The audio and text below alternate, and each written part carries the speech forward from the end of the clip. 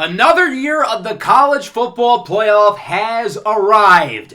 Our Kansas Jayhawks are set to face off against the Nevada Wolfpack, our third trip in the playoff, and unlike the first two times, we're hoping to take it all the way, and I think this team is capable of potentially making a big run through the playoff, but we've got to take it one game at a time, and that starts today with the Wolfpack.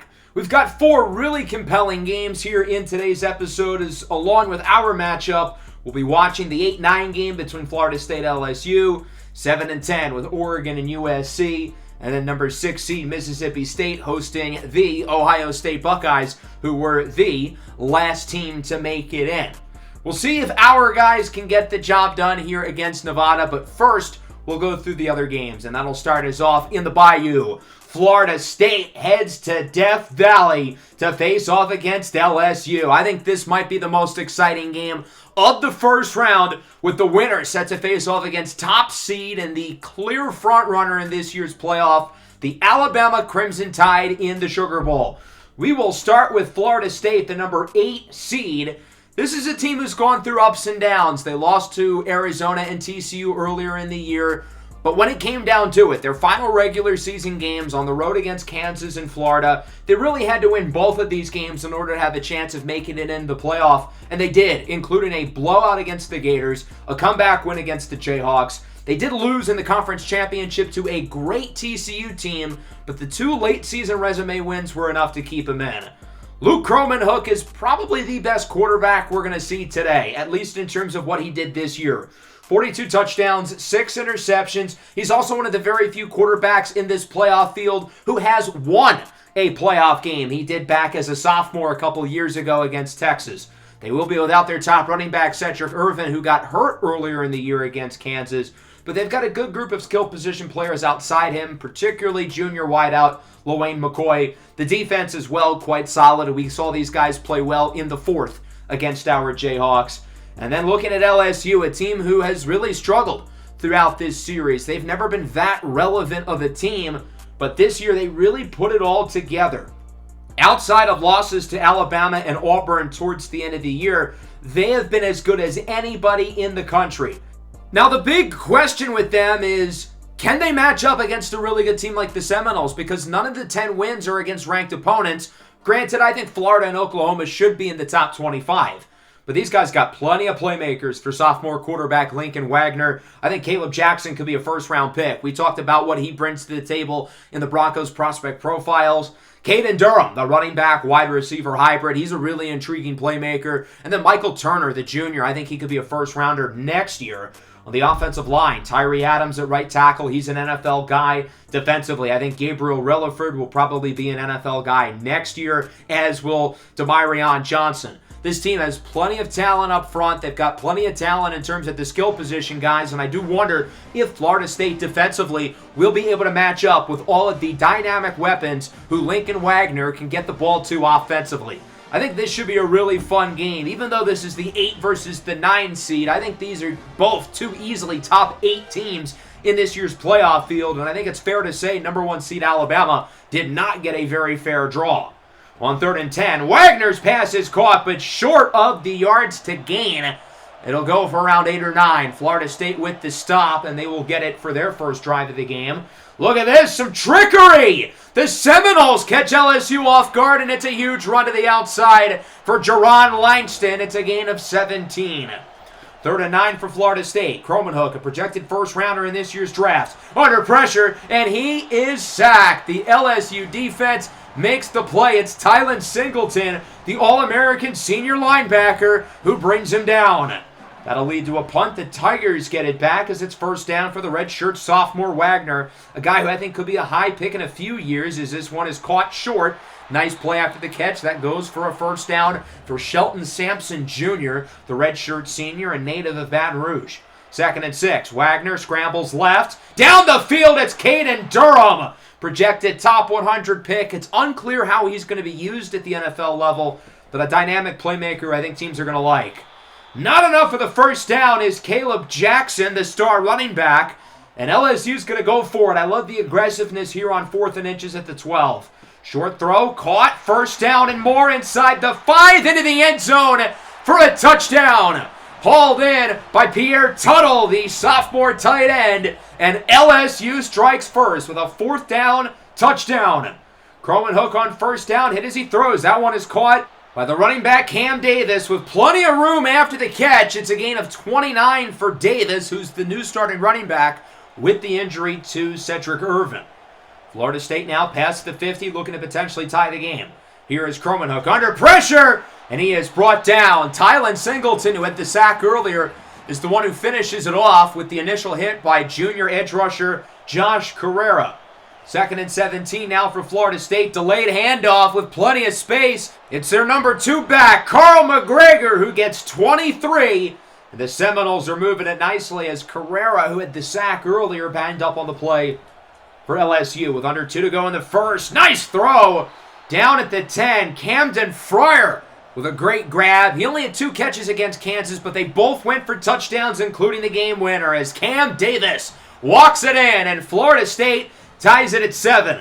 I was expecting a really fun, competitive matchup between these two teams, and so far, it looks like that's probably what we'll be getting.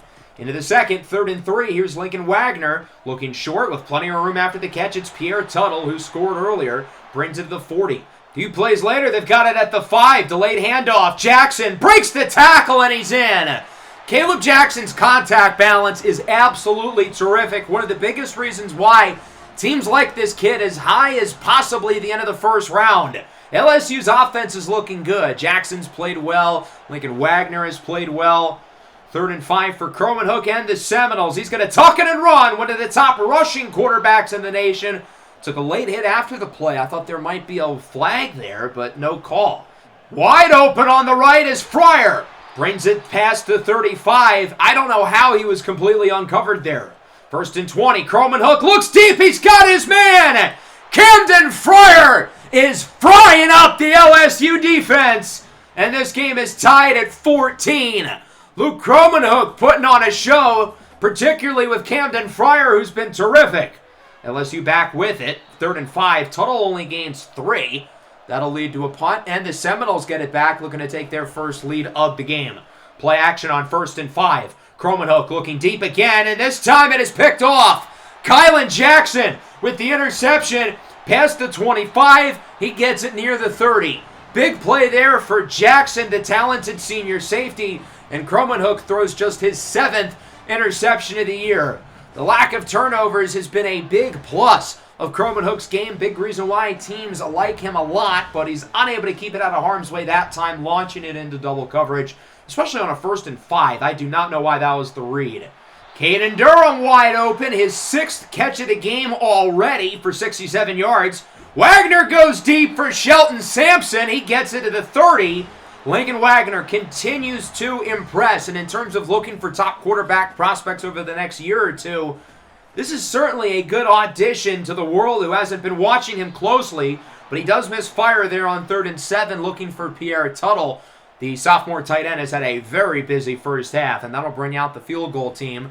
Aaron Burrell, the junior, slips that one through, and LSU is able to take the lead 17-14. So the Tigers are able to add some points, and now Florida State has it at the 3-yard line. With only seconds to go in the half, they've got to make sure this isn't a safety. And luckily for them, Cam Davis is able to get a few. That'll wrap things up here in the first half in Baton Rouge. 17-14, LSU leads in a good one. Both of these quarterbacks playing really well. Croman Hook had the bad interception, but otherwise, he looks the part of the first-round pick. And then Lincoln Wagner looks like a guy who could be a first-rounder in a few years. Florida State has been able to shut down LSU's top receiver, Michael Turner, but everybody else is eaten. The sophomore tight end, Tuttle, Shelton Sampson, Caden Durham, and of course Caleb Jackson, the All-American senior running back, who had a touchdown earlier.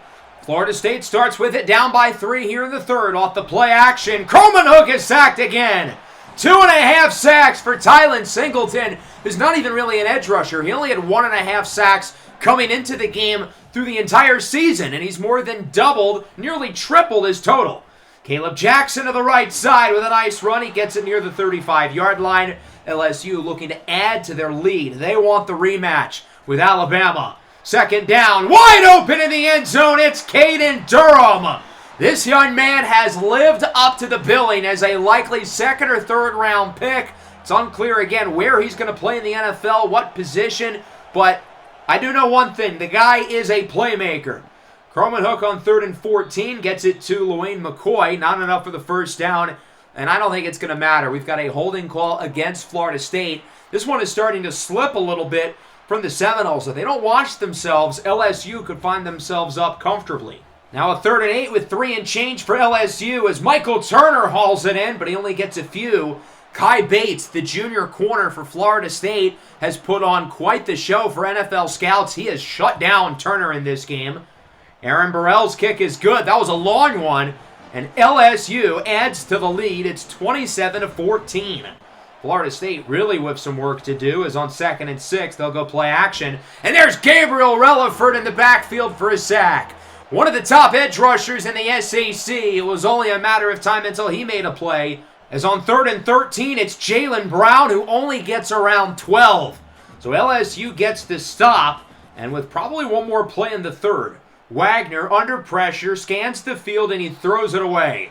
The Tigers, though, still lead by 13 going into the 4th, 27-14. Really strong 3rd quarter from LSU. And Florida State has some work to do. We'll see if Luke Cromanhook can show the world why he is being mocked in the 1st round. 2nd down, Cromanhook keeps it himself. The linebacker waits way too long to react. I don't know why, but he was just standing there. That was Dylan Carpenter, the 5th-year senior, one of their better players. He was just standing there. Cromanhook's pass is tipped away on 3rd down, incomplete. Looked like Kylan Jackson, who had the interception earlier, got a hand on it. Florida State elects to punt it. They feel like they have no choice but to trust their defense. Wagner, nice throw. It's Pierre Tuttle again. He has been uncoverable in this game. Brings it to around the 45. 3rd and 7 for LSU. Wagner looks to throw it. Looking downfield, and it's broken up. Big play by the Florida State defense. Quindarius Jones got a hand on it. Screen doesn't work on 3rd and 6 for Florida State. And they've got no choice. With 7 minutes to go, nearing the 50, it's a 4th and manageable. They're going to go for it. Cromanhook looks to throw it. He'll go short, and it's caught for the first down. What a catch! That was not an easy play to make, but the receiver, Landon Thomas, was able to hang on. On 1st down, Cromanhook up the middle. He finds Lewayne McCoy, and Florida State's getting close to the red zone. Now at the 20. Cromanhook looking deep. He's got his man, Jaylen Brown. The LSU transfer is in for a touchdown against his former school, and Florida State is not going away. It's a 1-score deficit with under 5 to go. So now LSU's got to respond up by 6. 2nd and 10 for the Tigers. Caleb Jackson with it up the middle, has plenty of space, fighting for yardage. He gets around 16 yards. Jackson has lived up to the billing in this game. He looks like a 1st rounder. As Wagner is sacked, finally the Florida State defense gets some pressure. KJ Kirkland brings him down. 2nd and 17 now for LSU. Wagner looks to throw it under more pressure. This time it's Amari Williams. The junior had a nice game against Kansas earlier in the year. And all of a sudden, LSU is a 3rd and 26. Wagner's just going to go for the screen. They know they're probably not going to get the first down as Jackson only gets 4. So FSU gets the stop. They've got really good field position. The door is wide open for them. Davis with a first down on the screen. He gets it past the 35. Now following the 2-minute timeout, Cromanhook has a wide open man. Jaylen Brown with the touchdown. What a revenge game for the senior. His 2nd 4th quarter touchdown against the school who he transferred away from. And Florida State comes from behind, down by 13, is now an extra point away from taking the lead. Jaylen Brown wins the rep immediately off the line of scrimmage and burns the defensive back. 28-27, LSU looking to take the lead. There's a nice play after the catch by Michael Turner. That one goes for a big first down for LSU. It's now a 3rd and 3, under a minute to go. They're close to field goal range, past the 40. Another first down would really put them in a good spot. Wagner looks to throw it. Tigers with 2 timeouts as it's Amari Williams with the sack, his 2nd of the game, and it will likely come down to a 4th and 12. The FSU pass rush was silent for most of the game, but they've got 3 sacks over the last handful of minutes, including 2 for Williams. This is the biggest play of the game because it probably takes them out of field goal range. It's a long 4th down. But look at this. The Tigers are going to kick. This will be a 63-yard field goal for Aaron Burrell for the lead, and he drains it! The longest kick in LSU history, and possibly the biggest. Aaron Burrell from 63. There was never a doubt. It was not even close. He made it with ease. And the Tigers are up by 2. That is a ballsy decision to bring the special teams unit out there, but clearly Brian Kelly trusted his kicker, and obviously that trust was warranted. Lawayne McCoy fighting for yardage. He gets it to the 24. And with 6 seconds, I would think Croman Hook is going to have to try to send it the distance. They're not going to have enough time for another play and then a field goal. This is it. Croman Hook gets it far and deep. Tipped, and complete. And LSU hangs on against Florida State. What a start to the 2028 college football playoff. A thriller in Death Valley, but LSU with a game-winning 63-yard field goal from the redshirt junior Aaron Burrell. That young man will never have to buy a drink in Baton Rouge ever again. What a moment for the Tigers. This ended up being a thrilling game, very competitive first half. Florida State with the comeback in the 4th. The former LSU Tiger Jaylen Brown scoring twice. But a game-winning drive, I guess if you can call it that, they only brought it to the 46. I don't even know if the offense deserves credit. It was the kicker who won them the game. I will say both quarterbacks looked like NFL players out there. Lincoln Wagner was really impressive. He was accurate, made big-time throws, wasn't great in the 4th, took a few bad sacks, but overall I thought he played a great game. Caleb Jackson probably should have gotten the ball more. LSU has been very cautious with his usage, but what else are they saving him for? It's the playoff. Michael Turner, Caden Durham, Pierre Tuttle, Shelton Sampson, all playing well in this game for LSU.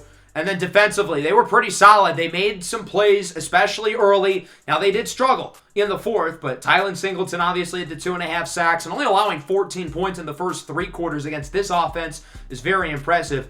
Got to shout out Aaron Burrell as well, the MVP of the game, 63 yards for the win.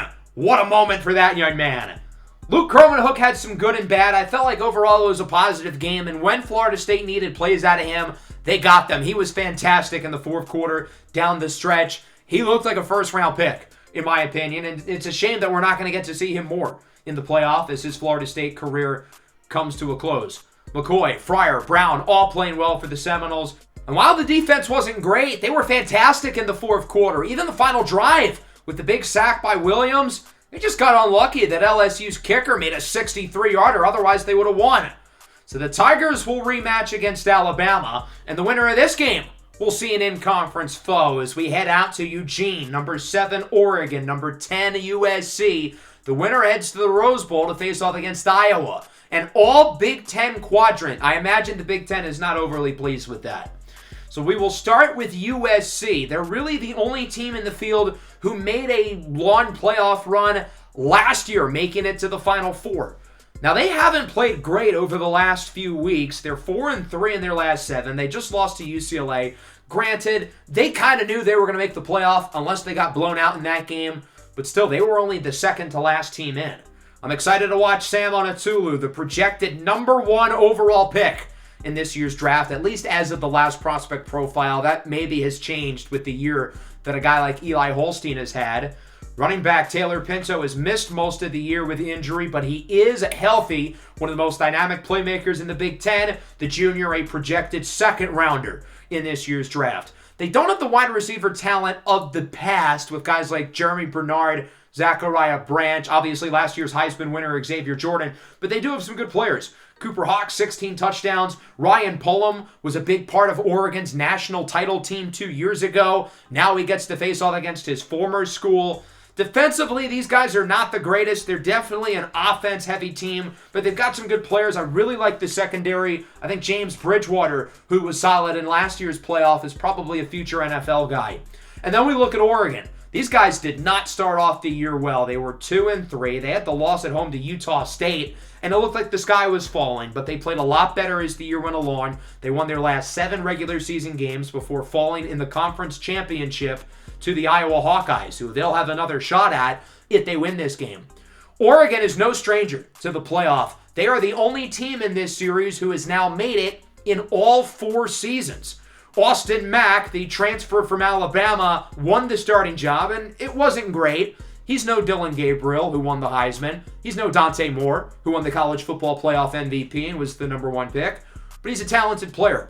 Part of the inconsistencies with the offense is the young group of skill position players. They do have the senior with Nate White at running back, but there are 3 leading receivers: Taylor Tootin, true freshman; Damian Lansana, redshirt freshman; Osama Dayon, redshirt freshman. These guys are very young out wide. Ryan Pelham was supposed to be their clear alpha number 1, and it was a major surprise when he entered the transfer portal. It was also a major surprise when Jeremiah McClellan declared for the draft, and he didn't even end up getting picked. I think if he stayed in school, he would have been the clear number 1, would have really helped his draft stock, so they kind of got screwed there at receiver. But as always, Oregon has a great pass rush, as has been the case every year. Demarion White has 14.5 sacks. Elijah Rushing is 10.5, although he will be out due to injury. If history repeats itself, the national championship winner may very well be in this game. The Big Ten has dominated in this series, with Notre Dame, Oregon, and Michigan being our 3 national champions. Michigan, of course, won it the year prior as well, so that's 4 years in a row. USC, though, with the early turnover to get things started. Mack is picked off on one of the very first plays of the game by Marcellus Williams, the talented junior corner, a young man who I think has a future playing on Sundays, and USC gets the ball early. Sam Monatulu up the middle for the tight end, Walter Matthews, who had a nice playoff run last year for the Trojans.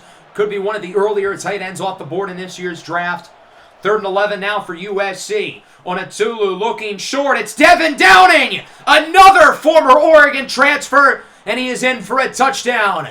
Today is the day of revenge for these receivers. Downing started his career at BYU, then went to Oregon. I don't know why he entered the portal. He could have been the number 1 for the Ducks as well, but he scores against his former school, and it's 7-0. Mack on first down is intercepted again. A disastrous start for Austin Mack as Elijah Newby comes out of nowhere and swoops it in midair. A disastrous start for Austin Mack. Back-to-back plays with an interception, and the moment looks really big for him. We saw what Dante Moore was able to do in the playoff 2 years ago. Folks, this doesn't look like Dante Moore.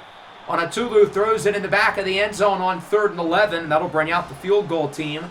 The junior Sam McLaughlin on the kick for the Trojans. His kick from 30 is no good. He missed it wide to the left. He's no Aaron Burrell, I must say. And it remains 7-0. Mack into traffic. That one is caught. Ballsy throw to make for a guy who's already been picked off twice. But he does make the play. 3rd and 10. Mack, who started his career at Washington, goes short. That one not enough for the first down. And Oregon's going to bring out the field goal team. It's Grant Miedors, the senior, on to kick it for the Ducks. From 34, his kick is up, and it is good. So Oregon is on the board at 7-3.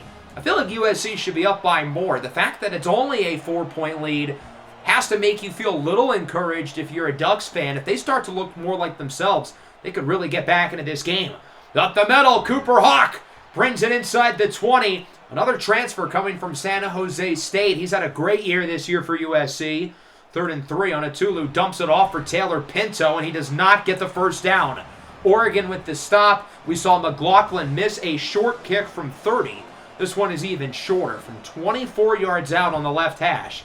It's up, and he missed it again! Sam McLaughlin has the yips. It remains 7-3. 2 missed chip shots. USC might have to make a switch or something at kicker. Nate White out of bounds near the 40, the transfer from the University of Wisconsin. On first down, Mack up the middle. Wow, what a throw up the seam. A beauty. and Oregon has it inside the 10. They can take the lead here. 3rd and 2, the true freshman Taylor Tootin in motion. Tootin switches back to the right. Mack looks to throw it. That one is caught into the end zone for a touchdown. It's Brock Stevenson. The junior tight end will put Oregon ahead. A really bad start for the Ducks, but I think that first missed field goal by McLaughlin changed the fortunes of this game, and now Oregon has the lead. Onatulu on first down. Following the 2-minute mark, he is sacked. Oregon has all the momentum right now. Tyler Newcomb with the sack. They're just going to run the ball on 3rd down, but look at Pinto! Out of bounds. He gets the first past the 35. I was a little underwhelmed with Pinto in the playoff last year, but I think he's looked pretty solid in this game, coming off a good junior season when he played. That ball's out! Fumble, and it's picked up by USC. Oh, man, that could have been bad news. Lorenzo Quinton, the junior linebacker, forces it away. Oregon would get the stop nonetheless, as on 3rd and 4. Mack looking deep. Down the field, it's caught! Going up for the football! It is hauled in by Taylor Tootin for a gain of 44. Oregon has a real shot to add to the lead very late in the first half. 2nd and 4. Mack goes short. It's caught out of bounds. First down, stopping the clock. And they're just going to take the points here. No reason to risk it. I don't even know why they went for the short pass. I feel like it's all or nothing there, but I guess they didn't want Mack to do too much, potentially turn the ball over. So in that sense, it kind of makes sense. As Miedors is now 2 for 2, and that'll wrap up the first half.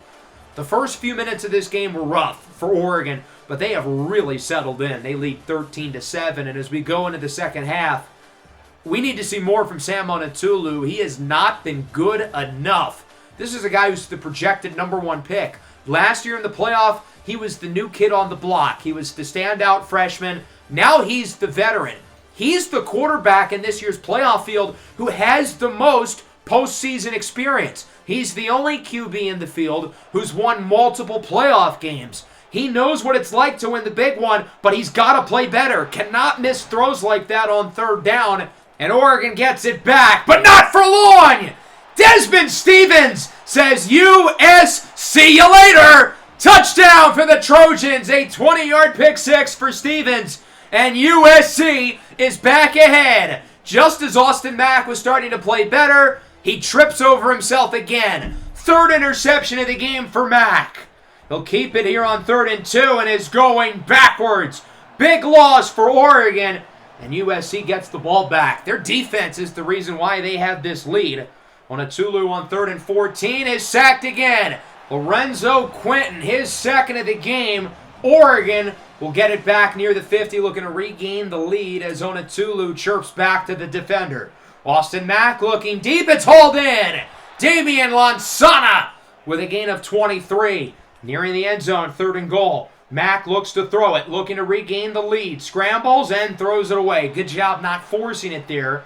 That'll bring out the field goal unit again. Oregon has struggled to find the end zone today, but Grant Miedors, unlike the USC kicker, has been effective.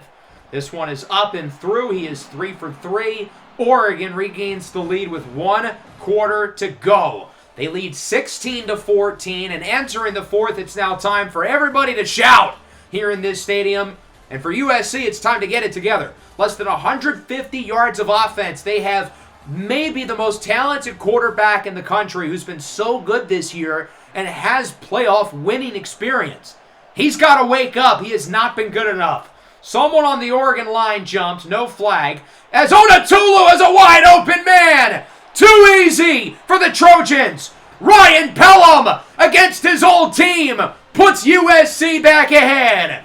Pelham was a big part of Oregon's title run 2 years ago. One of the few guys on that team who isn't in the NFL. The redshirt junior puts USC back ahead. A complete coverage bust by Oregon. We'll see if they can regain the lead. Mack on 3rd and 6 is sacked. The USC pass rush makes a play. It's Owen Chambliss and Elijah Newby who bring him down. And now the tides are starting to shift a little bit towards USC.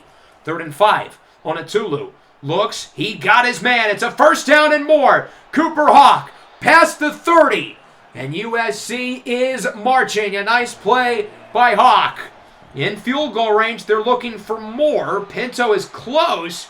does not get the first down. He's a little shaken up, and obviously that's a concerning sight for USC, given that, well, he missed 8 games. USC's going to go for it on 4th down. I think this would be a more interesting decision if their kicker was playing well, but he's not. Direct snap, keeps it, 1st and more. They go to the backup running back, Marion Peterson. Interesting, though, on the biggest play of the game, that their star quarterback does not touch the ball. He will here on 3rd and goal on a Tulu. Has all day to throw it, and he will throw it away. Nobody got open. Great coverage by Oregon. And now they're going to have to kick. Oh, God. It's a 25-yarder. Should be easy for McLaughlin, but he's missed 2 in this range. Kick is up. It is good. A much-needed field goal for Sam McLaughlin. 24-16. Oregon down by 8. Touchdown and a 2 ties it. We saw them with a big comeback in this building 2 years ago against Kansas State to help lead their championship pursuit. But that ball's out. USC recovers the fumble. A 4th turnover from the Oregon offense. Ty Jennings rips it away, and Marcellus Williams recovers. Another mistake by Oregon. They keep shooting themselves in the foot. 2nd and 5 on a Tulu in the end zone. Cooper Hawk is in for a touchdown, and USC is now up by multiple scores, 31-16. They've outscored Oregon 17-0 here in the 4th. 1st and 20. Here's Mack looking deep. He's got the big fella Brock Stevenson who gets it past the 40. If Oregon wants to come back, they know they've got to do it quick. They would hurry back to the line, but look at the clock. Mack is not snapping the ball. What is he waiting for? That's a delay of game. So that'll move them back 5 yards, but more importantly, it takes 40 seconds off the clock. I mean, what is he thinking? Austin Mack has had some nice plays in this game, but he has made far too many mistakes here for Oregon. 1st and 15, Mack under pressure. He is sacked again. That'll bring us to the 2-minute timeout. A big play from Owen Chambliss for the Trojans. 2nd and 27 now. Oregon gets back to the line quickly. I don't know why they just had the 2-minute timeout. But look at this! Kyle Harrison wide open! Down the sidelines! Touchdown! 59-yard score for Oregon. And the Ducks will bring you within 8. They will not go away quite yet. USC did not see him at all. 3rd and 12. It is only a gain of around 4 or 5 for Marion Peterson. Holding call on USC anyway, so Oregon's going to decline. But because of the holding call, they don't have to use a timeout, so they still have one in their back pocket. On 3rd and 10, up the middle, they will get the first down. Taylor Tootin hauls it in. Austin Mack looking to put his struggles today to bed. Wide open down the field, it's Osum Ideon! And Oregon is a 2-point conversion away from tying it. 41-yard touchdown for the redshirt freshman. USC's defense has utterly collapsed. But what is this? Nate White, the running back, is under center. He gets it and goes nowhere. USC with the stop, and now they're an onside kick recovery away from winning.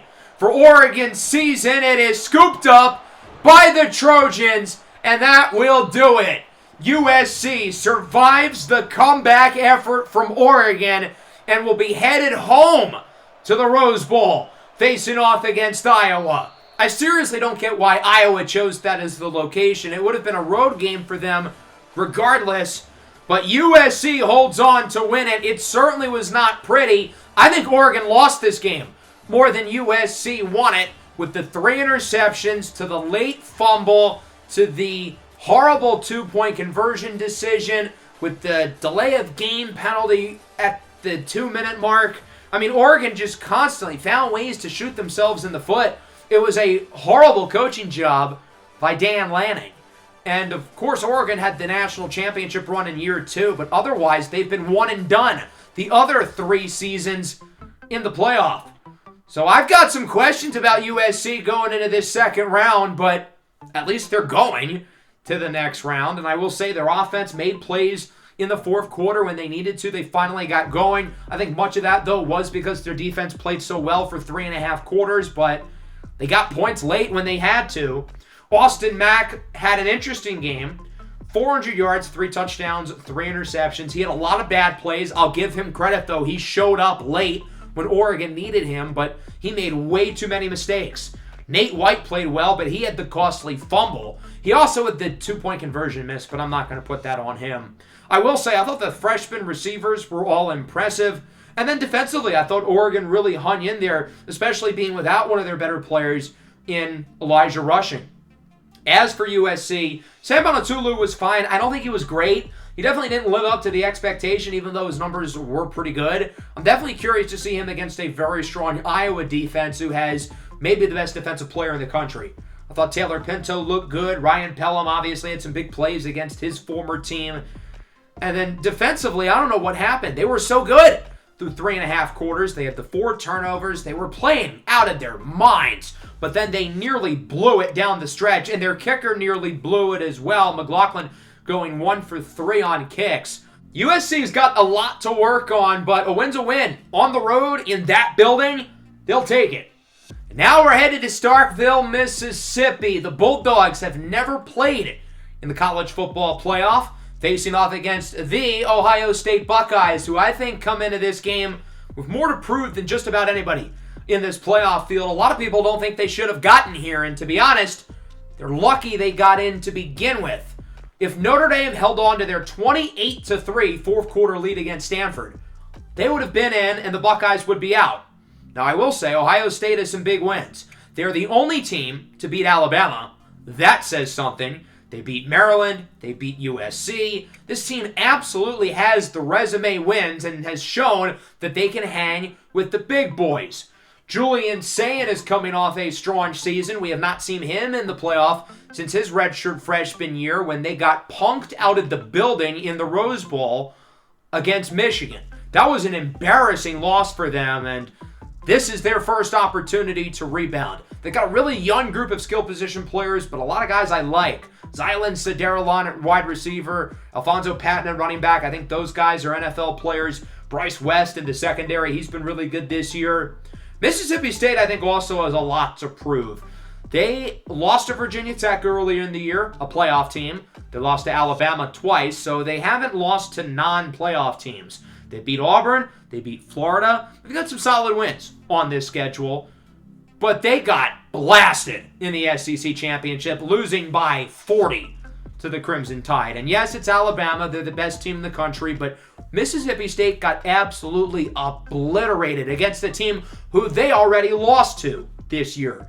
Former 5-star quarterback Eldrin Radler gets his first real chance to show the world who he is. This team is led by their ground game, though. Junior running back Steven Schreiber has been one of the best players at his position in the country this year. And Mississippi State, if they're going to win this game, they're going to need a big day from that young man. Everybody gets the love through the year. Mario Craver and Isaac Gillette lead the way.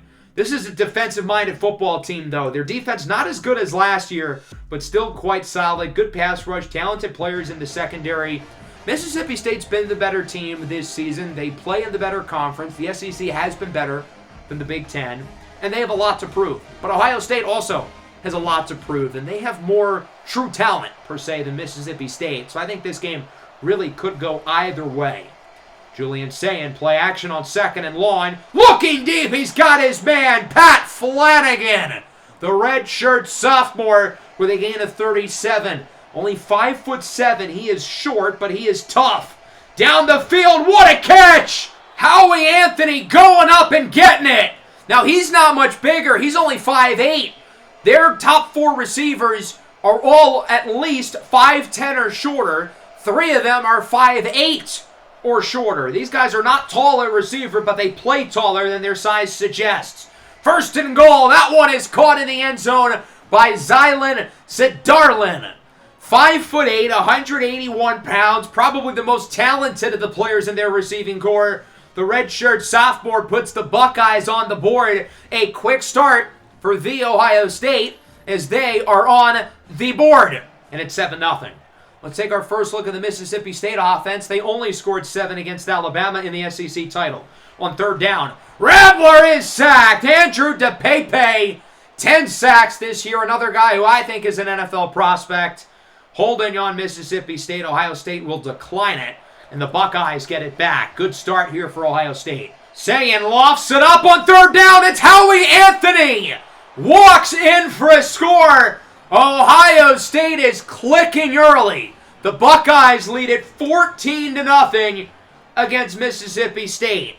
For a Bulldogs team who went into the SEC title game ranked number 2, this is not a good look. After getting dog-walked by Alabama, they look even worse early in this game against Ohio State. 3rd and 20. Rattler looking deep, and it is broken up. That'll wrap up a disastrous first quarter for Mississippi State. The defenses look bad. I mean, they got mossed on the first drive by a kid who's 5'8". The offense has 9 yards, 0.8 yards per play, and 0 first downs. That is not good enough. Ohio State looks like they can match up with anyone, and they've shown that this year. They beat 3 playoff teams, including Alabama. This is Jelani Watkins, gets a block, and he's in! The LSU transfer adds to the lead for Ohio State. It's 21-0. He's the tallest of their 4 main receivers at a whopping 5'10", 160 pounds. 21-0. Mississippi State, I don't think they still have a first down. 3rd and 11. Rattler sacked again at the 2. Andrew DePepe, his second of the game, 11.5 on the year. Looking to boost to his draft stock, the redshirt senior. As Sayin is brought down on the blitz. Finally, Mississippi State makes a play. Cedric Freeman, the redshirt sophomore who leads the team in sacks this year, leads the way. 3rd and 11 now for Ohio State after maybe their first negative play of the game. Sayin up the middle, 1st and more inside the 25. It's Howie Anthony. Sayin now looking for the back of the end zone on 3rd down. Sadarlin catches it, but he was out of bounds. 4th and 2, they're going to go for it. They want to end this game as quick as possible. Sayin fakes the pitch and is stuffed. The 5-star freshman, Sean Snead. You should recognize that name. Kansas recruited hard after that young man. Isaac Gillette hesitates in the backfield, but now he's got space. Down the field. No one will catch him. Isaac Gillette takes it all the way for a score. Wow, this one is coming back. The one time Mississippi State does something good, Kawani Lacombo is called for holding. And now it is a 3rd and 9 with the touchdown off the board. Short pass, caught by Steven Schreiber. He's given them nothing today, and on that play, he gets around nothing. 2nd and 2 here for Ohio State, looking to add to their lead even further. Here's Alfonso Patton, the redshirt sophomore, inside the 20. This young man's not only one of the best running backs in the Big Ten, but a kid who I think definitely is a future in the NFL. Following the 2-minute timeout, Sayin on 3rd and 4, looking for the corner. It is caught. Ohio State makes it 28-0. Max LeBlanc, the junior tight end, adds to the lead for Ohio State. 2nd and inches for Mississippi State. Rattler looks short at Steven Schreiber with the 1st down. That'll put them in field goal range, I guess, and they'll look to tack on some points. Kyle Ferry's kick is no good. Wide to the right, and that'll wrap up the first half here in Starkville. The biggest positive for Mississippi State is that the first half is over. My God, do they look bad. They currently trail 28-0, and considering they just lost by 40 against Alabama, to come back and do this is embarrassing. They were down 24-0 at halftime against Alabama. I didn't think it could get worse, but it has gotten absolutely worse. They're doing this at home against a team who is worse than Alabama. I get Ohio State as the head-to-head, but let's be serious. They are absolutely worse than Alabama. But I don't think they're worse than many other teams the way they're playing in this first half. And even though Ohio State only won 9 games this year and barely made the playoff, the fact that they had such a hard schedule, this team is battle-tested. They beat Maryland, who's nearly a playoff caliber team. They beat USC, who just won a playoff game. They have some strong wins on their resume. They only lost to good teams, really, as well. So these guys have passed the eye test and have shown that they belong. They didn't get in because they got lucky with Notre Dame losing. They got in because they are legitimately good.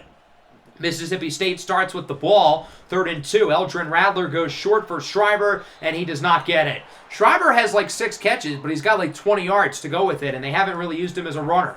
The punt is not going to happen. He never got it off. Ohio State gets the stop.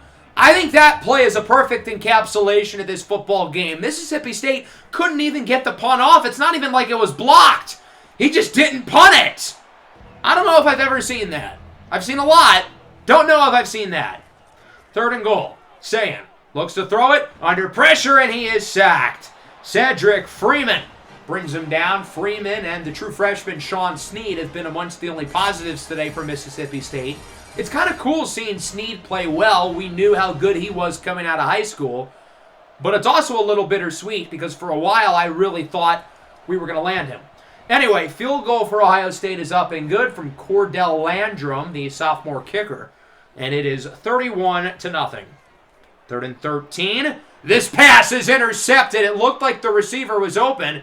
He burned the corner, but Jashad Presley comes in to pick it off, and for a second straight drive, Ohio State will start in the red zone.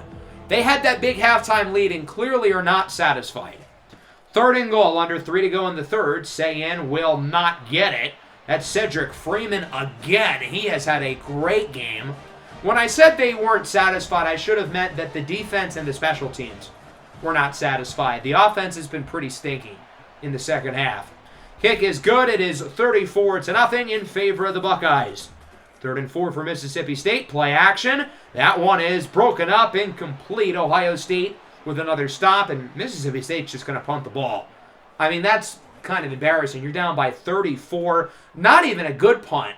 Vernon Foreman pokes it into the air. I mean, this entire Mississippi State team sucks. The offense has been abysmal. The defense has been abysmal. The special teams has been a joke. But finally, they'll get some points in the 4th. Mario Craver takes it 87 yards to the house. Chris Paul hits a huge 3 to cut the lead to 43. Mississippi State would get it back later. Radlin going deep again, and it is picked off for a second time. This time it's Colin Schoner, the sophomore, with the interception for Ohio State. The Buckeye offense would continue their 4th quarter struggles, though, as Mississippi State has it back with 4 to play, down 34-7. I wonder who's going to win this game. Radler goes deep. He's got Craver again, and he will bring it to the 1. Unable to lunge in. Nice 4th quarter for the senior Mario Craver, who's been a big part of this program over the last few years. Steven Schreiber would end up scoring, although the clip didn't save. And, well, to be fair, do we need the clip to save? Ohio State wins it 34-14. They absolutely could have won this game by more. They were up 34-0 at the end of the 3rd, 28-0 at half.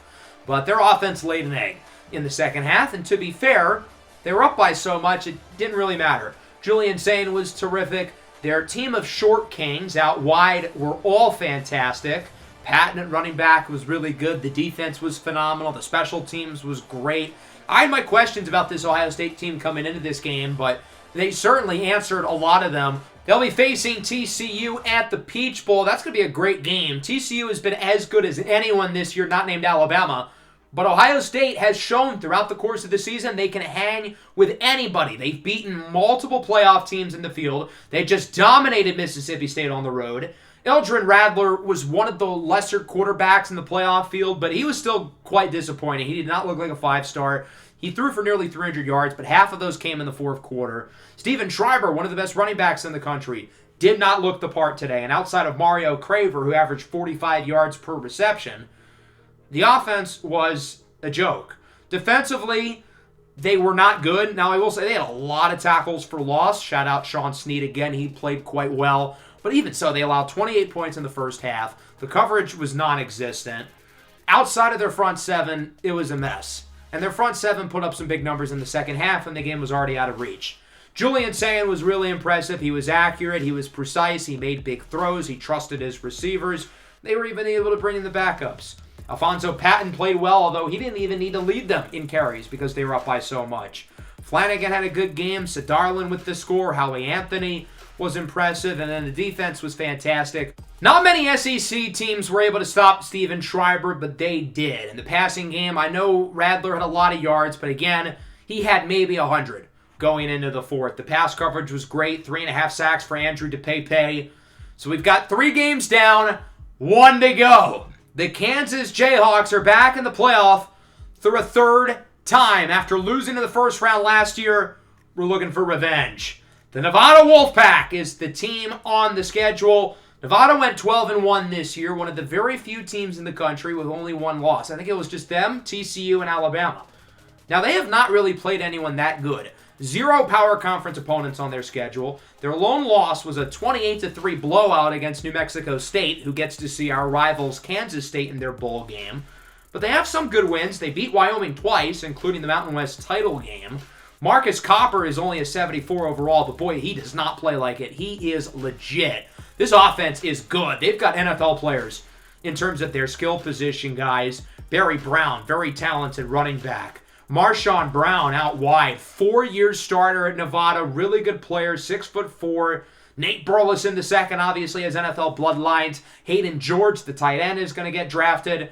Their defense isn't great, although they've got some playmakers here. David Payne Jr., 11.5 sacks. Ibrahim Merrick, 5 interceptions, 4 for Taylor John, although he will not play today. As for Kansas, the highest-ranked at-large team, we've looked vulnerable here to end the year. We had a bad loss against a shaky Arkansas team. We had the come-from-behind loss against Florida State.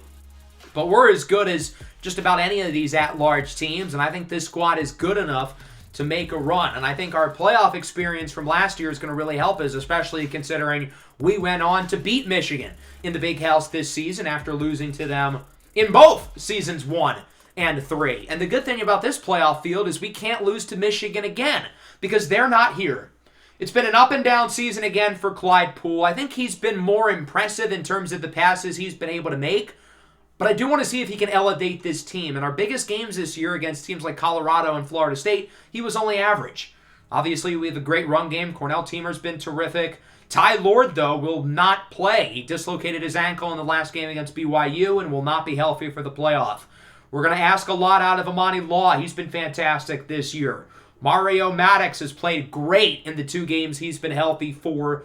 And then defensively, we need these guys to make plays. Obviously, we've got a bunch of guys up front. Dekias Brinkley is back healthy, 9.5 sacks. Seth Jennings has put it together this year, 7.5 sacks.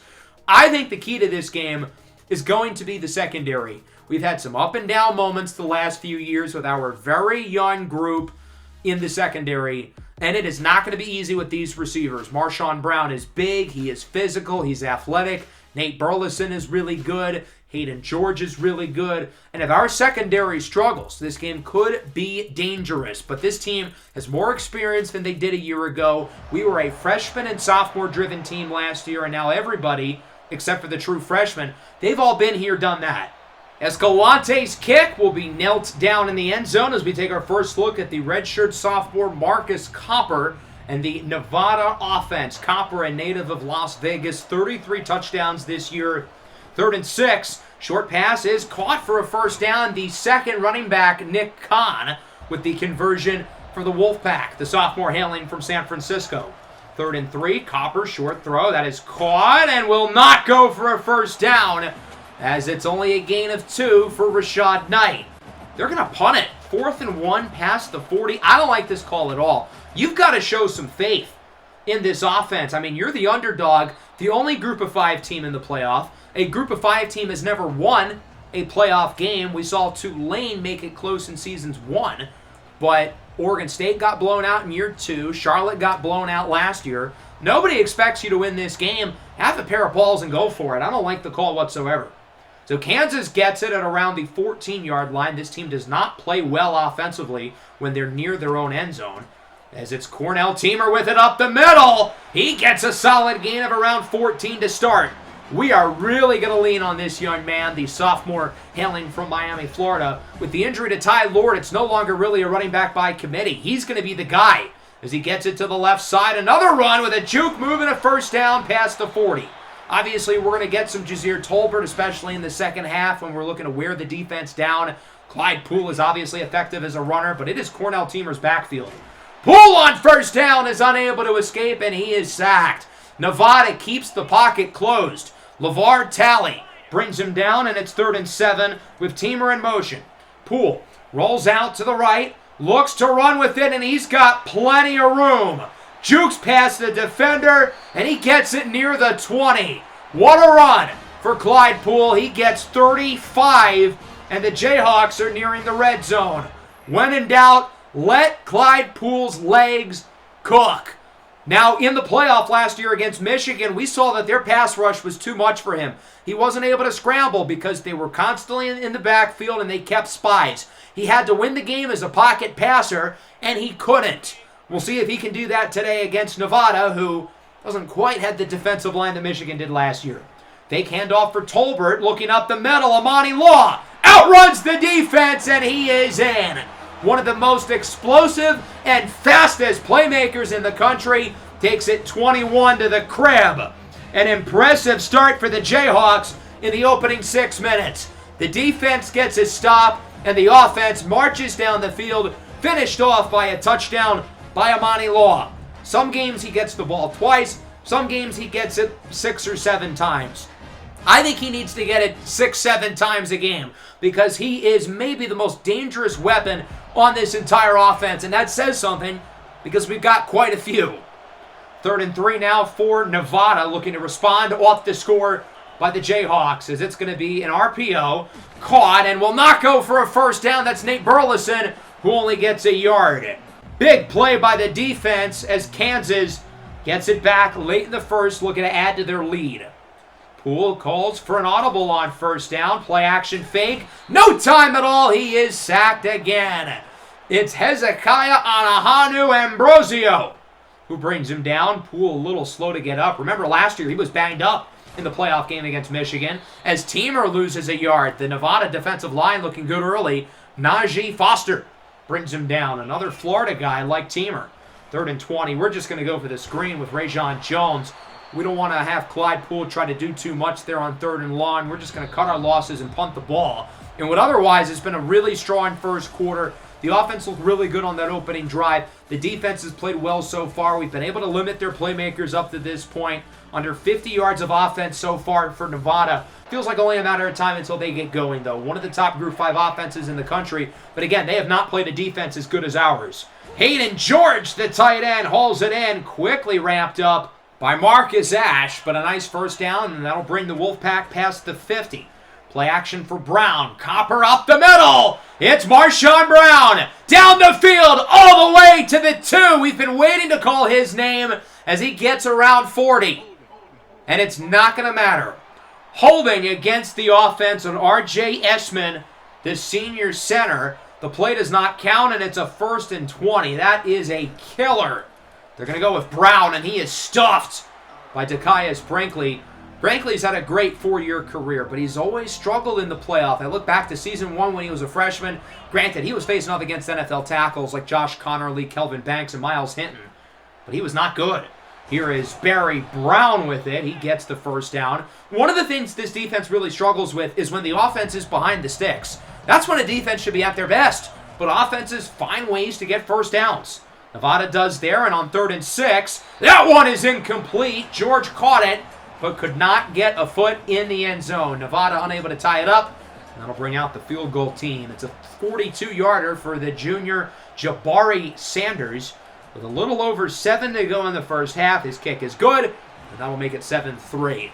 So Nevada's on the board, still pleased with what we've gotten out of the defense so far. 3 drives and 3 points allowed by the Kansas Jayhawks. 1st and 19, play action. Poole on the run. Nice throw and catch for the tight end, Isaiah Lamore. Breaking tackles nearing the 35-yard line.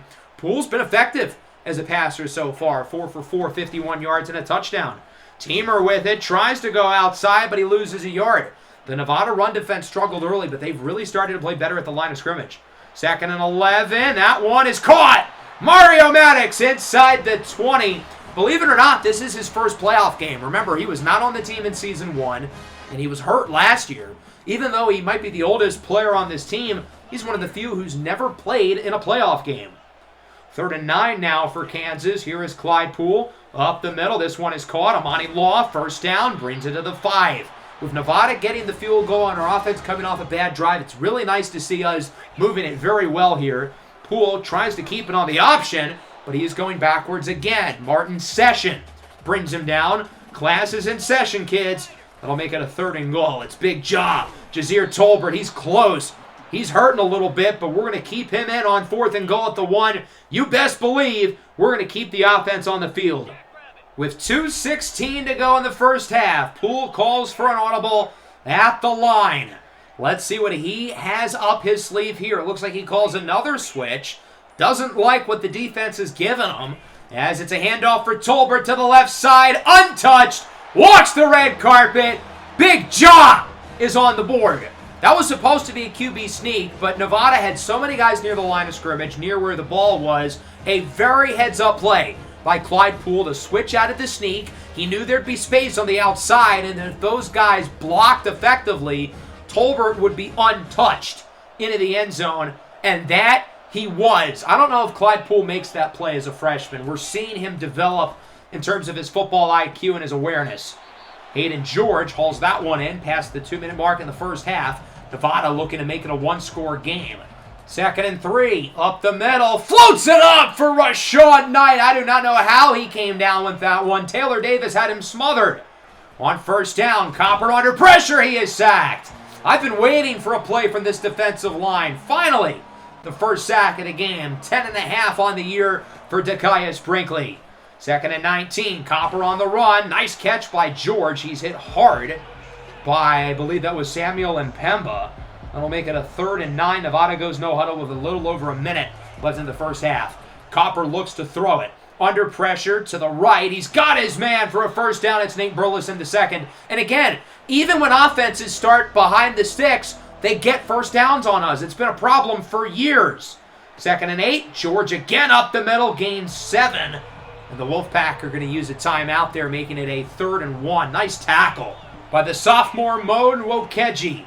Copper looks to throw it, goes short, and it's another first down. 5 catches, 48 yards for the tight end, Hayden George. He's been busy today. With 36.5, Copper has George again into the red zone, out of bounds, stopping the clock for Nevada. Under 30 seconds to go now, 2nd and 10. Copper looks to throw it. He'll go short. It's George again, who gets around 8. They're going to go no huddle, try to get back to the line as quickly as possible. 3rd and 2. Tick, tick, tick, tick. 15 seconds left for Nevada.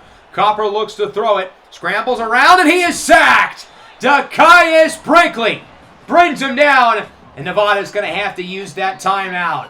2nd sack of the drive for Brinkley, looking to exorcise his demons of playoff past. Field goal unit out for Nevada with just 4 seconds left. Jabari Sanders, his kick is up and good from 31. And Nevada makes it a 1-score game going into the break. This one was not the blowout that many Kansas fans would have hoped for, as seen by what happened with Charlotte last year and certainly Oregon State the year before. But as we know, you got to take it one game at a time. We have not played a Group of 5 opponent since week 1. But Nevada is different than all the other Group 5 teams because they're the best one. There's a reason why they were the one who was selected for that 12th seed, and they have really played tough defensively. I feel like they've been impressive at the line of scrimmage. We haven't ran the ball that well. Clyde has been good as a passer, though. I'll give him credit. And then defensively, we've been really solid as well. Nevada has yet to score a touchdown. We've done good in the red zone, and we start with it here in the 3rd. 3rd and 8, play action. Poole hit as he throws incomplete. What a huge stop for Nevada. They knew they were going to go into the second half not starting with the ball, so to get a 3 and out is huge. Up the middle, 2nd and 4. That one goes for a first down. Nevada now past the 50. That was Nick Kahn who made the play. Read option. Copper's going to keep it, and he gets the first. Dakaius Brinkley catches up. Nevada moving it well here with a chance to tie it. Read option again. This time they don't fall for it. Damani Maxson brings him down. Maxson and Brinkley, the only 2 key contributors from our year 1 title team, as Kahn gets the first down on 3rd and short. So Nevada moves the chains again here in the red zone. Whoa, trickery on the run. Touchdown, Nevada. They're a 2-point try away from tying it. It's Courtney Newcomb, the true freshman, with the receiving touchdown. 14-12. They're going to try to punch it in and tie it at 14. What a great start to the third quarter for Nevada. Faking out the defense on that one, and Newcomb comes down with the catch. So they're going to go for 2, try to tie the game at 14 with 5 and change to go in the third. Copper not under center, instead in the pistol. Looks to scramble, and he is sacked! Devontae Crispin and Santiago Herrera bring him down. The lead will stay with the Jayhawks. We got to get more, though, offensively. This is not some great defense we're playing against. Poole has a wide-open man downfield. It's Lamore to the 41. I don't know how nobody saw him there, but a great grab by Lamore, and that one goes for a gain of 33. 3rd and 2. Poole looks to throw it. Looking short, and it's nearly intercepted. That was dangerous. Hezekiah Anahu Ambrosio should have caught it. Look at this. The offense going to stay out on 4th and 2. Teamer hesitates, cuts left, and gets the first. Good job there by Teamer. He wanted to go right, but he saw the hole. And as a talented running back like him, you can't just rely on your athleticism. You've got to have vision. And Teamer shows it there. 3rd and 7. Poole hit as he throws incomplete. So after all that, we're going to have to settle for a field goal anyway. 43-yarder for Escalante, who's made all 19 of his field goals this year. In terms of his total kicks, he is 69 of 69. Nice. He has not missed a kick all season long. And we'll see if he can connect from 43 yards on the left hash. We know he used to struggle on the hashes, but this year he's gotten that down. This kick is not even close. And the perfect season for Escalante is over. I'm a little worried, I can't lie, because the fact that he missed it that bad is certainly alarming. And it's given me some flashbacks to his freshman season when he clearly had the yips. It looked like that was all gone, so I'm a little worried that that could be an issue again. Hopefully not. Up the middle, that one is caught. Marshawn Brown finally on the board with a catch. Of course, he had a big one earlier that was called back. This one is caught by Brown again with a flag. Does not get the first down. Nice tackle by Jalen Todd. Holding call against Nevada again. They've had a few back-breaking penalties in this game. We're going to take the yardage rather than the down. I would way rather a 2nd and 14 than a 3rd and 1. But as we know, this team struggles when teams are behind the sticks. And sure enough, Nick Kahn gets the first down. That's the 3rd time today we've gotten a sack or drawn a penalty, and Nevada's gotten a first down off of it. It's unacceptable. Brown on 2nd and 5 gets only a yard, and that sets us up with a pivotal 3rd and 4, and that will bring us into the 4th. Nevada has it within 2, and they are in striking distance of taking the lead. The Wolfpack have given Kansas everything they can bargain for, and our season is on the line. Kansas has not made timely plays when they've needed to. Only 2 third down conversions compared to 6 for Nevada. The Wolfpack looking for another here on 3rd and 4. Copper up the middle. It's caught. Nate Burleson inside the 5, and he's in! Nevada starts the 4th with a touchdown, and the Wolfpack take the lead. Nevada up by 5. They will probably go for 2 to try to make it 7. The top at-large team, the number 5 seeded Kansas Jayhawks, are firmly in upset alert. They have not played their best game today on offense, while the defense is starting to slow down, allowing a pair of touchdowns in the second half. 2nd down for Poole. He'll go short for Cornell Teamer, who gets 5, and that brings us to a pivotal 3rd down and 1. Maybe the biggest play of the game so far. Nevada's going to fully stack the box. Everybody within 5 yards of the line of scrimmage. They don't think Clyde Poole can make a play throwing it from the pocket. Poole calls an audible, looks to throw it, and he's got a wide open Rayshawn Jones! Can Nevada catch him? 20, 15, 10, 5, touchdown! They said, Clyde, we don't trust you to make a play in the pocket. Clyde said, hold on, here's my drink, watch this! Rayshawn Jones is the one who puts Kansas ahead. They sent a full blitz, and Clyde Poole switched the play from a run to a double slant. and he knew he was going to only have time to throw it to the first guy. Given Amani Law's speed, we would have preferred that to be him, but here it was Rajon Jones, who we trust as well, clearly for good reason. Nevada gets the sack on the 2-point try. Both teams have failed their 2-point conversions today, and it will remain a 1-point game. Wolfpack back with it, play action. Their lead very short-lived. That one broken up in the secondary. Could have been intercepted. I believe that was Brandon Hines. Holding call on the offense, so here we go again. Obviously, we're going to accept it. We're going to take the yards. But will they get another first down being behind the sticks? 3rd and 19. No, they won't! That's 3! A hat trick for Dakaius Brinkley, his 3rd sack of the game. And when we've needed the senior to come up big, he certainly has. 2 of these 3 sacks coming on 3rd down. Kansas gets the stop. They will get the ball back up by 1. Coming off the 70-yard touchdown by Jones, our longest passing play of the year. 3rd and 9, short pass, only a gain of 1 for Maddox. Poole had to get rid of it, otherwise he would have been sacked. Nevada gets the stop, or do they? They're going to go for it on 4th and 6. This is ballsy. A leap of faith from Coach Whitlock into his young quarterback, and it pays off. Mario Maddox with the first down to the 32. That was gutsy. We would have given Nevada good field position past the 50. Our defense is playing well, but we trusted Clyde Poole, and it delivered. Here is Teamer. Juke move. Gets by another defender. Flag on the play, and this one is coming back. Now, Nevada's been the team who's been killed by penalties today, not us. Normally, it's the other way around, but that one is coming back. Isaiah Lamore called for the holding. 2nd and 9, 5:20 to go in a 1-point game. Here's Jazir Tolbert to the outside. He will tuck his shoulder down and get the first inside the 20. Kansas in the red zone looking to add another touchdown, and if they do punch it in, there's a real question of whether or not they go for 2. Teamer stumbling forward, gets around 5. We're also looking to take some time off the clock as well. We don't want Nevada to have too much time down the field, especially if we only get 3. Scotland Williamson powers forward. They will give him the first down. Good run by the true freshman. 1st and goal. Quick throw is caught. Maddox, touchdown, Kansas. Mario Maddox, the senior, hangs on.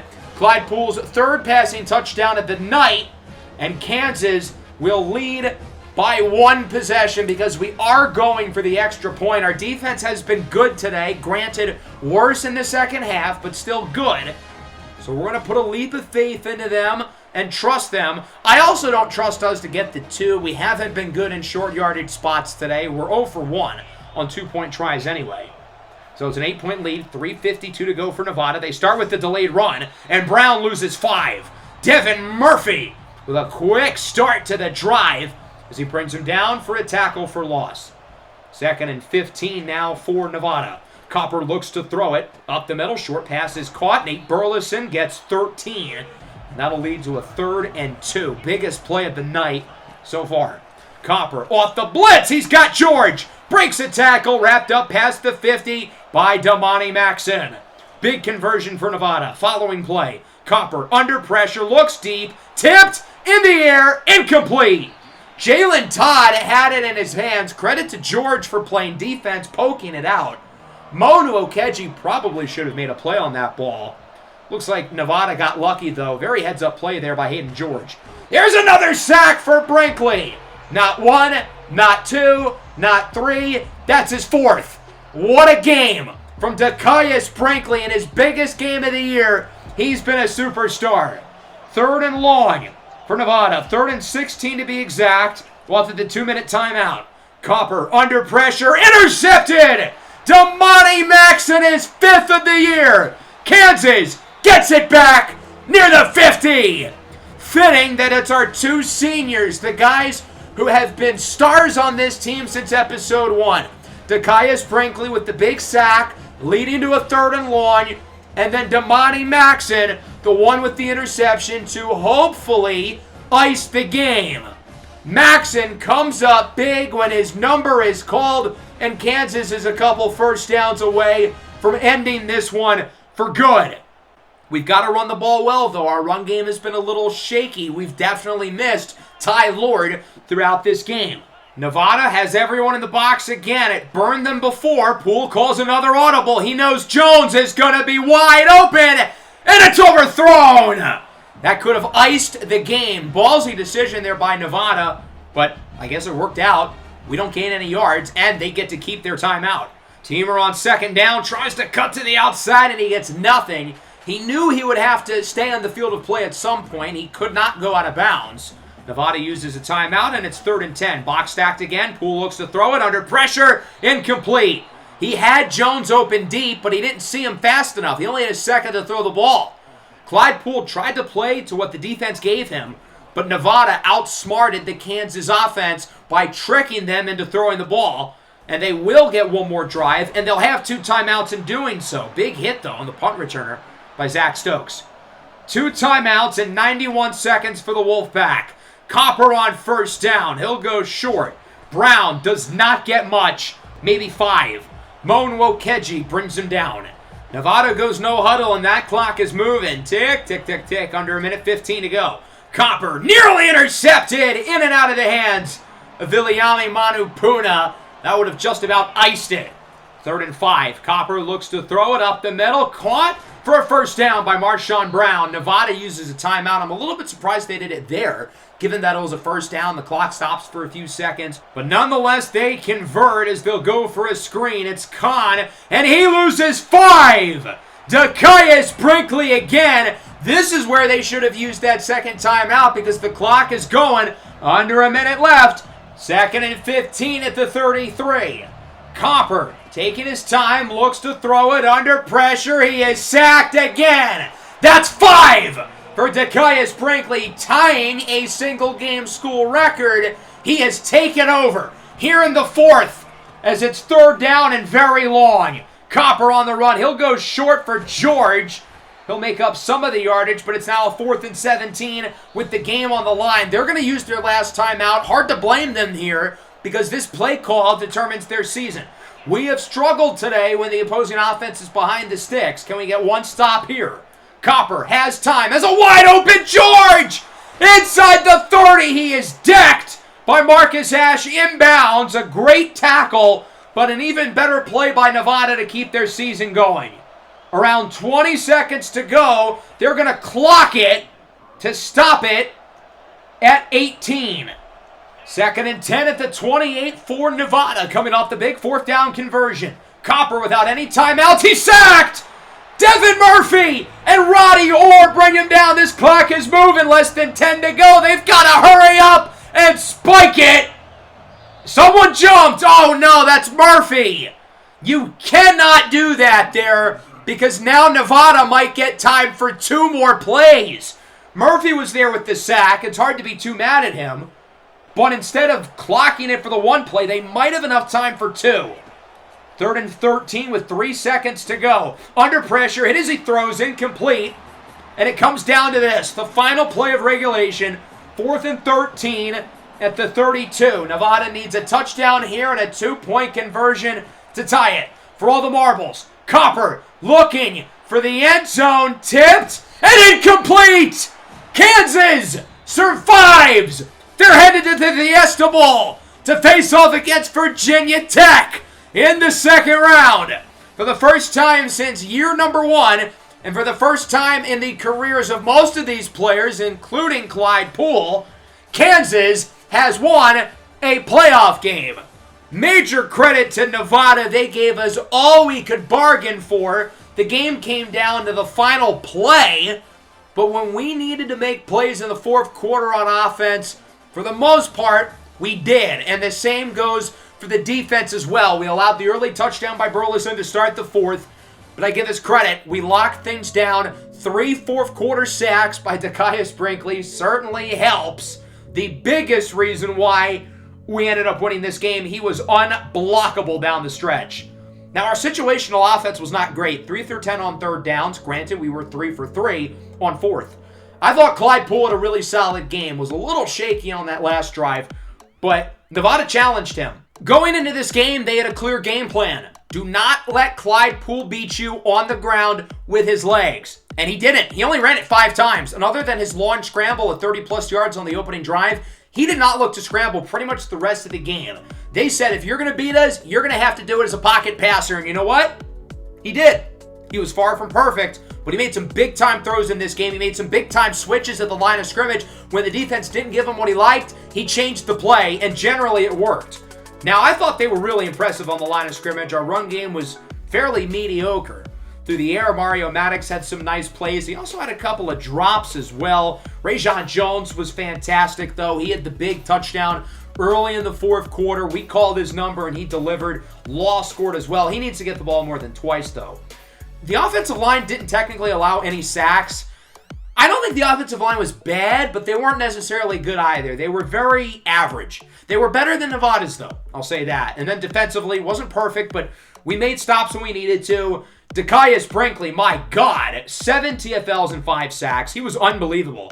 Devin Murphy was fantastic down the stretch as well, 3 late TFLs. He also had that really bad neutral zone penalty, though, that could have costed us. But Dekias Brinkley, my God, he had 3 sacks in the fourth. And he wasn't going up against scrubs. They had a very strong interior offensive line who have NFL potential, and he made them look like children. Maxon, of course, had the interception. Escalante, his first miss of the year. Hopefully that's not a trend. As for Nevada, Marcus Copper does not play like a 74 overall. He's a ball player, man. He's one of the best quarterbacks in the group of 5. 335 yards, 2 touchdowns, did the interception. But he's a gamer. I really enjoyed watching him, and I think he has a very bright future. Curious to see if he enters the transfer portal or sticks it out here at Nevada. Hayden George, that guy's a pro's pro. Made the smart plays when needed and was dynamic. 11 for 151. Nate Burleson was good, although we really limited Marshawn Brown. He only had 2 catches. Granted, he had a 40-yarder that was called back, but still, he was very quiet. Tyler Miller is probably the number one reason why they lost. He allowed 4 sacks. But again, he's a good player. He's an 85, and RJ Essman is an 80. These guys are not scrubs, and Dekias Brinkley made them look like they come from the Nevada Tech School of the Blind.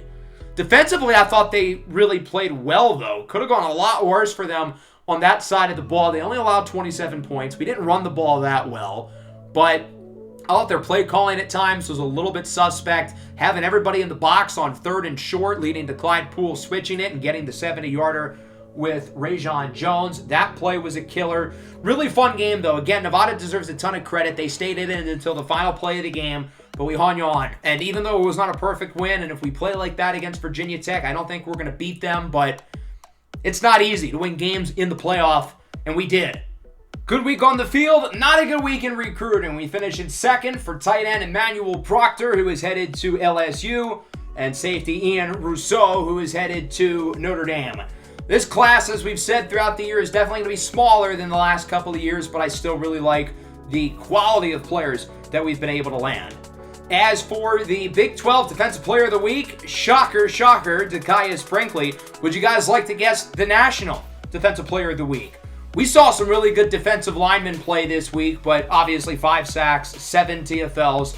That's kind of an easy one. And of course, we're headed to the Fiesta Bowl, facing off against Virginia Tech, looking to make it to the Final Four for a 2nd time in this series. If we do win, we would play against either LSU or number 1 seed Alabama. On the bottom of the bracket, we've got Ohio State, TCU, and then USC and Iowa. Some very compelling matchups here in this 2nd round. Before we talk about our matchup with Virginia Tech, let's take a look at some of the bowl games across the country. Most of the bowl games would have happened by now. I don't think you can see the scores in the bowl matchups button, so we're going to back out of here, and we're going to go into scores and schedules instead. So looking at some of the results from Bowl Week 1, West Virginia, they started the year off so well that they finished 7-7, losing to South Alabama at the end of the year. Kansas State beats New Mexico State 49-7. The same New Mexico State who blew out Nevada. Florida beats Michigan, 2 teams who were certainly disappointing this year. Notre Dame beats Texas, another very disappointing team in the Cheez-It Bowl. Jay Pitts really is the 2 most illustrious trophies in college football. The National Championship and the Cheez-It Bowl.